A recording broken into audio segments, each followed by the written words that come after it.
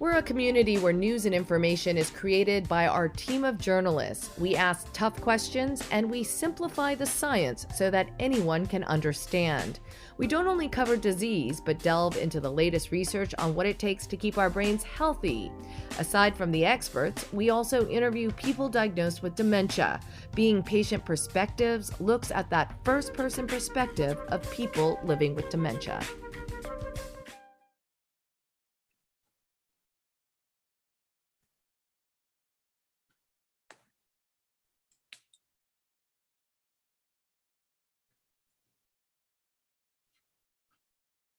All right, we're live.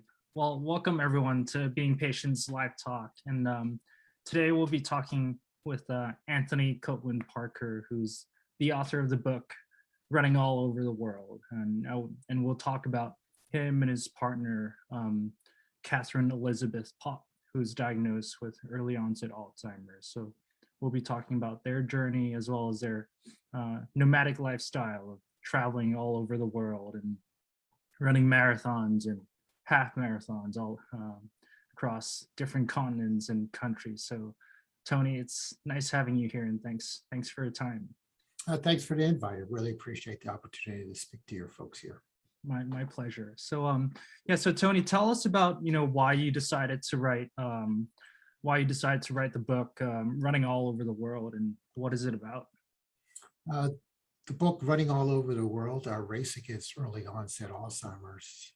I started writing that to a blog, runningwithcat.com, when we started traveling about 7 years ago.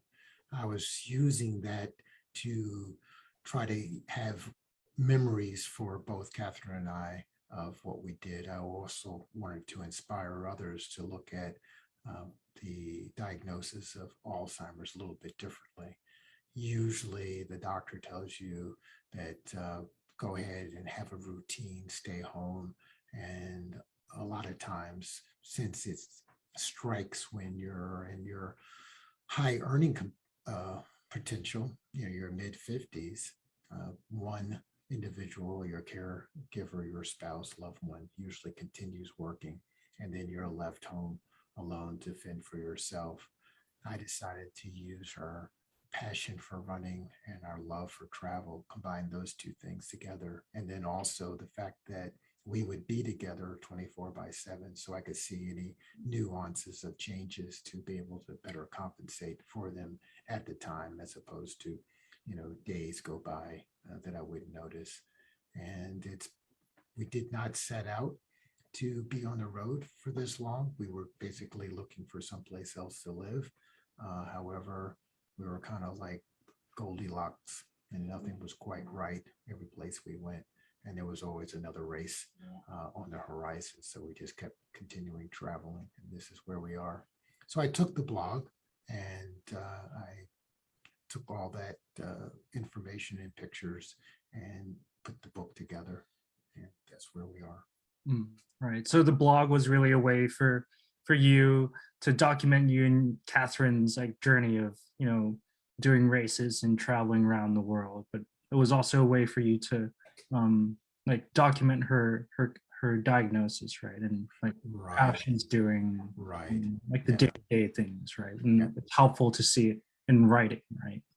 Right, that's correct. And also for folks that were reading it, they were looking at, oh, I wonder what it's like to be in Venice. And then I would have a description of when we were in Venice or on this cruise or this race. So I was also giving the readers a good information as to what they can expect if they went to those different places or did those things that we did.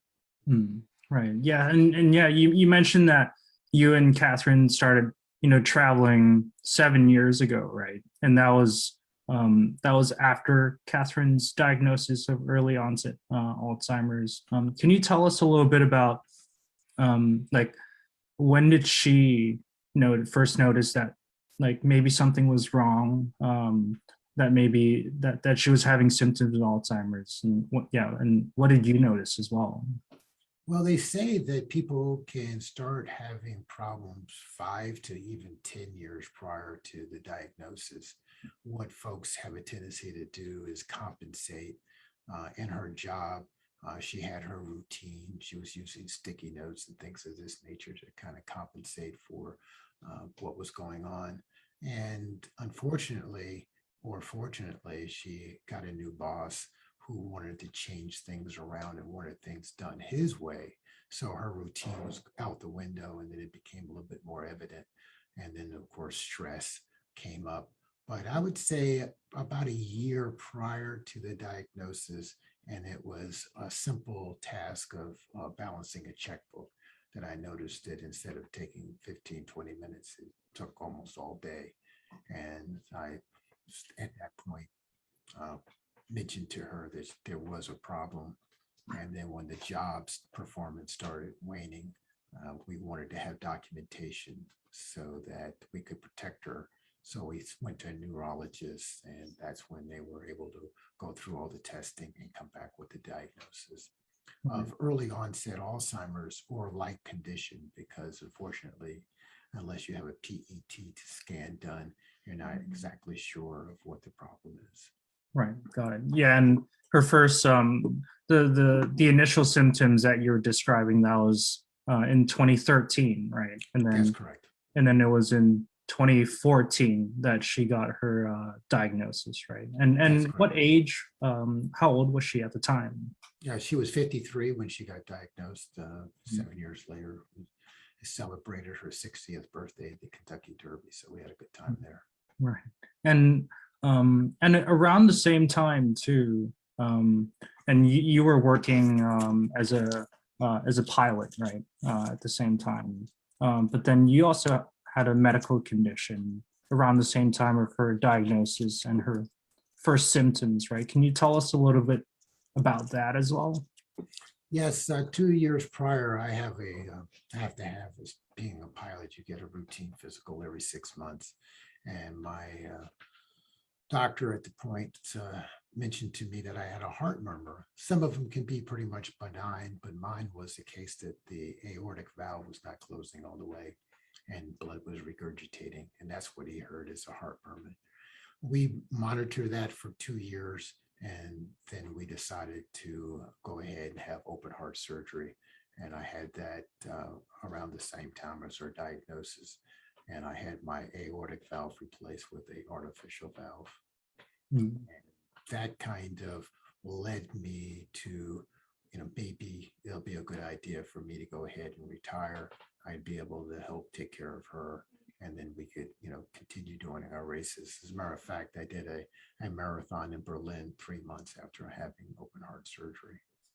Right, and after after the surgery and after Catherine's diagnosis, the two of you retired, but you also sold your house and decided to travel the world, right? As we talked about earlier, what led you and Catherine to make that decision? Because that's a big one, right? Because like you mentioned, doctors will tell patients to, have a routine and get things in order, right? Yes, I'm the type of person that's going to research everything and look at alternatives. I like looking for a different way to approach different situations. So you have taken care of her, but also I needed to take care of myself. So I love to travel. I love to manage. I was a manager and a pilot. So me arranging for different trips to different destinations, being able to continue to run. Nobody said that running was not good for us. As a matter of fact, a lot of research has been done saying that folks with Alzheimer's should try to exercise 4 to 6 days a week. There's a lot of things that happen during that process. Inflammation is reduced, and also it helps to alleviate some of the tau proteins that are building up over the course of the day. And then also it gives a person a better sleep habit, because you're kind of worn out and ready to get some sleep. So during the sleep cycle, your brain is washed of those toxins and all. Breathing, you're getting a lot of oxygen in. The sweating, you're getting a lot of toxins released through your pores. And then the travel part I saw as seeing new and exciting things. At first, your long-term memory is not affected as your short-term memory. So if you can have something that is emotionally distinguished, that goes into your long-term memory. So you might get frustrated of something you can't remember, but at the same time, you have the great satisfaction of completing a race and or seeing something that was notable. Right. And yeah, and you love traveling and racing and running races, and so does Catherine, right? And so, I mean, since you retired, that seemed like a good idea, right? And it's also a way for you to see new things, meet new people, and keep exercising, right? To stay active, which is so important, right? Right. And also the socialization, people with Alzheimer's have a tendency to withdraw. And so we're on tours, we're interacting on cruise ships with other individuals. So she had plenty of opportunities to socialize. So that's also very helpful. And like you said, the seeing the new things and the challenges of going out and running these races. So we set goals for ourselves. Catherine had a goal to run a marathon in all 50 states. So we accomplished that last year and got that all done. So now we're going back around and we're doing a half marathon in all 50 states. As a matter of fact, we'll be getting state number 41 in November in New Mexico. Right. And yeah, can you tell us more about like your travels around the world? Like what different countries and continents have you and Catherine been to since the both of you retired? We've visited 82 different countries. We've run at least a half marathon in 35 countries. We've run at least a half marathon in all 7 continents. Catherine and I have both done the 6 major marathons, the 3 in Europe and also 3 in the United States. So we're always setting goals for ourselves to keep the challenge going. And unfortunately with COVID, when that hit 2 years ago, our travels overseas was limited, and we concentrated more on getting the United States done. We just came back from Berlin and Scotland. We went over there for the Berlin Marathon. Had a special place for me since I ran that 3 months after my open heart surgery. And we went with a group of folks that we've been traveling with over the years, the last 10 years. And then we went on to both Edinburgh and Inverness, Scotland. We did the Loch Ness 10K there. And then we came back to the States. We got back here last week. Right. And is there a special marathon for that that's for Catherine, one of her like a favorite marathon that Catherine has? Well, I'll say that we have 2. One is the Chicago Marathon. That was her first marathon that she ran 23 years ago. And also she did it again a year later. And then the 3rd year she did it. That was the first time I ran Chicago. So we did that together. And then overseas, back in 2010, we did the Athens, Greece Marathon. That was the 2500th running of since Philippides did it back in 490 BC, and all the countries were there. So the 196 different countries had someone there to represent, and it was a fantastic marathon for us, very memorable, and that was around her 50th birthday. Right. And yeah, and one question I had, and we were talking a little bit about this before the interviews, like doing all these travels, right? Like for some people with Alzheimer's, like traveling can be a real challenge, and breaking out of the routine can be confusing and overwhelming, right? I was wondering, how do you and how does Catherine manage that, and how do the 2 of you manage that? She does really well. This last one was a little bit harder since we hadn't been overseas in 2 years. So you have the travel over there, and no matter what, it's going to last, 15 to 17 hours. We had to stop in Paris, change planes, and go on into Berlin. And then you have the time change, the 6 hours, so that throws off your circadian rhythms. That was a little bit more difficult than it had been in the past. But how I look at it is they ask you to do brain games, crossword puzzles to keep your brain going, Sudoku, things of this nature. So I joke with her and say that I'm always moving her cheese around.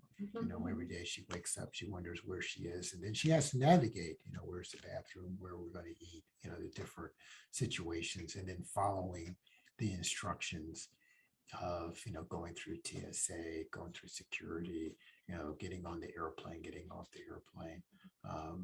But she does really find she's, traveled all her life. So this is something that she's used to doing. And then also, she knows that we're going to go someplace that's exciting and that she's probably going to see some people that she hadn't seen before. Right. There's always something new to look forward to, right? For the both of you. And that's correct. Right. And given that the both of you love traveling, like that's that keeps you all going. Right. And I love managing it.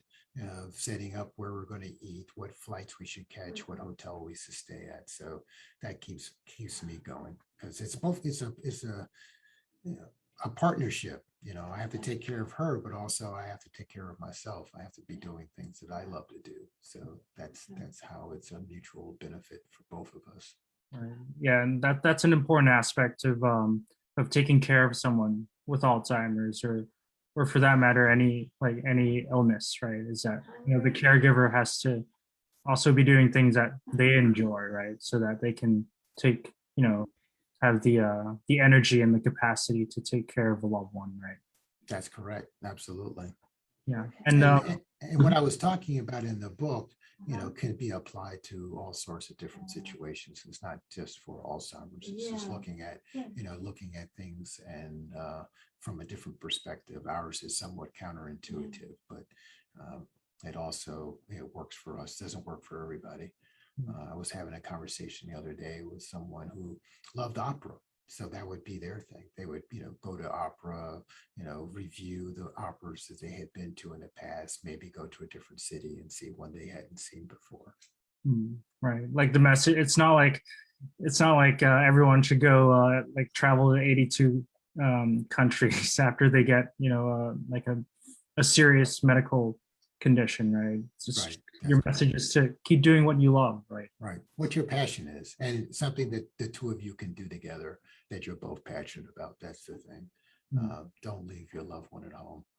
That's my message. You need to interact and be there for them. Not everybody can do it, but if you can, I highly recommend it. Right. And Tony, I want to talk a little bit about Catherine's participation in the clinical trial. Can you tell us a little bit about how you and Catherine decided to join the trial and what was that experience like?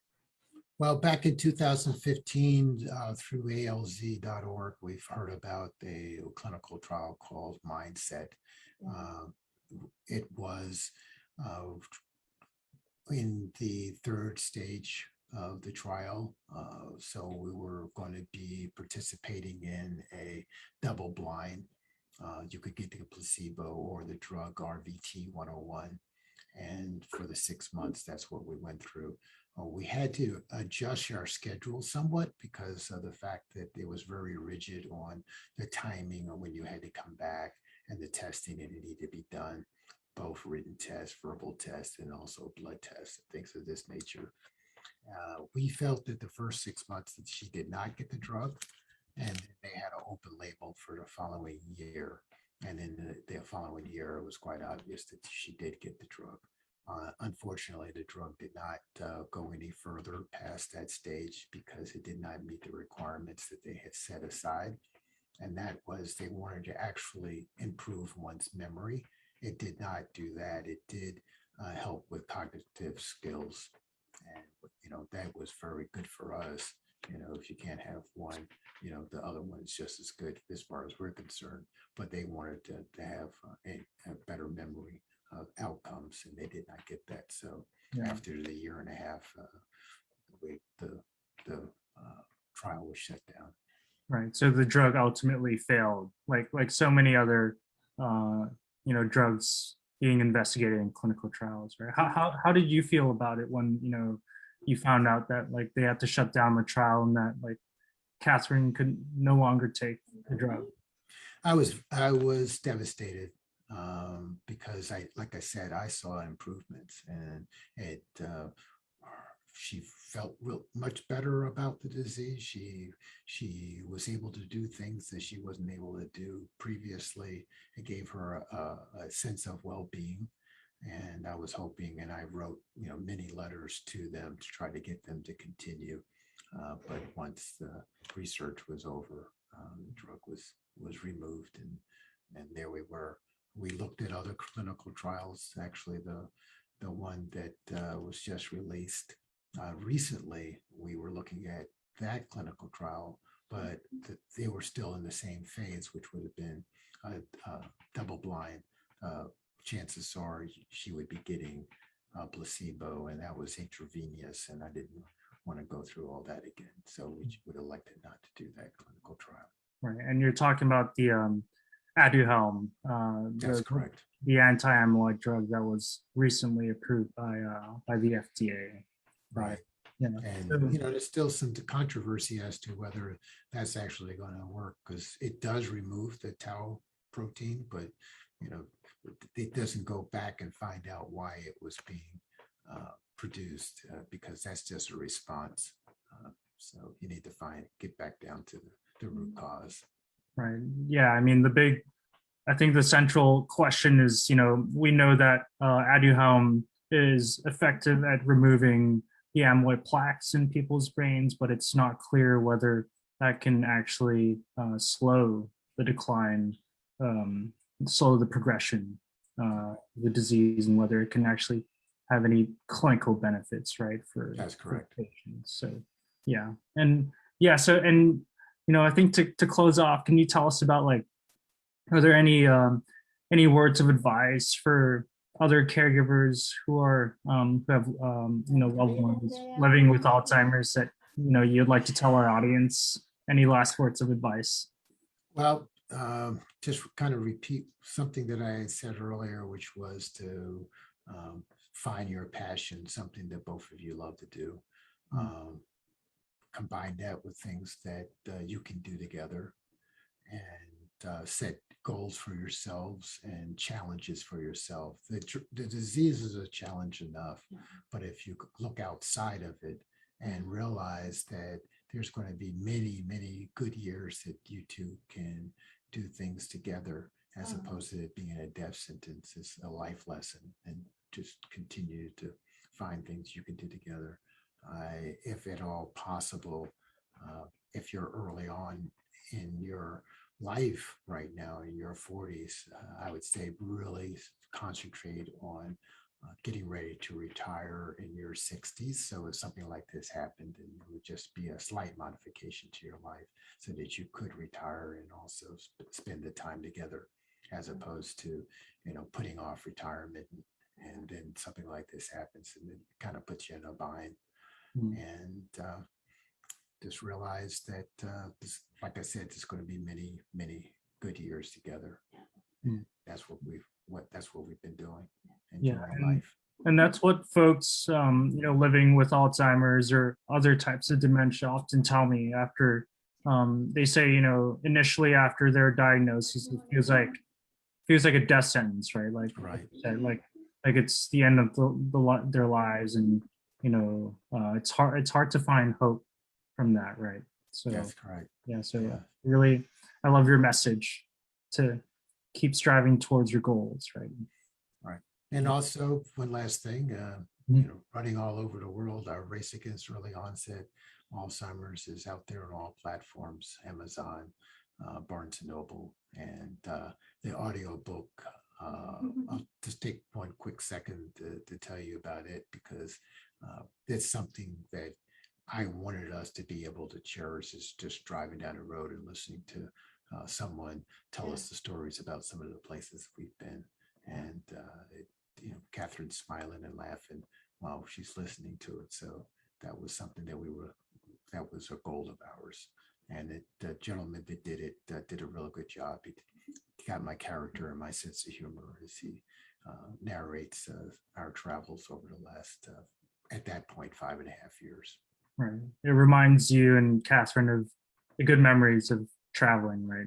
And, Right, that's correct. and what's to come too, as well. Right, that's correct. Got it. Well, and also part of the proceeds go to our donations, right? Right, that's correct. I'm taking a portion of the proceeds from the sale of the book and going to donate it to organizations that assist individuals with Alzheimer's and also their caregivers. Got it. Well, thank you so much, Tony, for your time. I really enjoyed listening to you and Catherine's story. You're quite welcome. I enjoyed reviewing it with you. All right. Well, talk to you soon. Bye. Okay, sounds good. Well, I hope you enjoyed today's podcast. For more information on upcoming interviews, don't forget to sign up for our newsletter at beingpatient.com. That's beingpatient.com. And send us any feedback you may have, whether it's someone you want us to interview or any comment about our podcast series. You can do so by emailing info@beingpatient.com. Thanks for listening, everyone. I'm Deborah Kahn.